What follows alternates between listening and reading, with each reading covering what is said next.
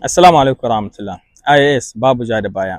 General Assimi Goita ranar 20 ga watan Janvier a bikin cikon zagayewan shekarun sojawansu na Mali ya yi bayani ya ce suna ƙara sayan kayan yaƙi don su ƙarfafa ma sojawansu na Monte en Puissance na ƙara ƙarfi da sojawan Mali suke. Sai muka gani yanzu gashi nan ranar Asabar kinan da ta wuce Mali manyan kayayyakin yaƙi sun shigo.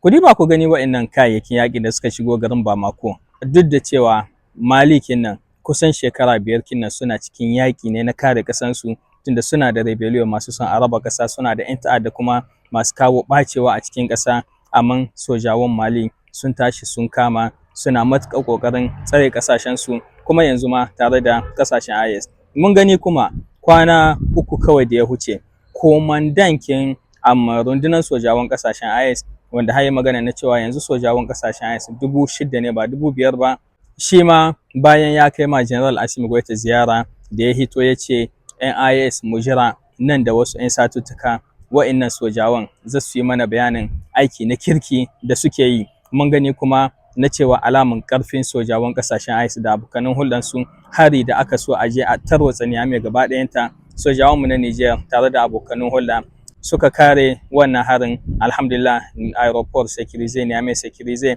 yanzu Mali gashi nan ta hiddo kayan yaƙi na kirki. Muke fatan mu ma da rabonmu a cikin wayannan kayan yaƙin da aka saya, ba wai Mali ta bamu wani abu ba, a'a, tunda yanzu ana tare ne harkan confederation, muke fatan Niger ta yi mu'amala ta hanyar Mali don ta sayo kayayyakin yaƙi da sunan Mali, amma a kawo mana abunmu, tunda musamman ma Niger kinnan tamu an sa mata ido sosai, kuma ƙasashen turawa da yawa suna hana sauran ƙasashe su rika saida ma Niger kayan yaƙi. To da fatan mu ma in an biyun zan mu ga kayan yaƙinmu da suka zo, ko kuma a cikin wayannan kayayyakin da Burkina take siya ko da Mali take siya akwai kayayyakin yaƙi wanda su ma na Niger ne da kuɗin Niger ta siye su.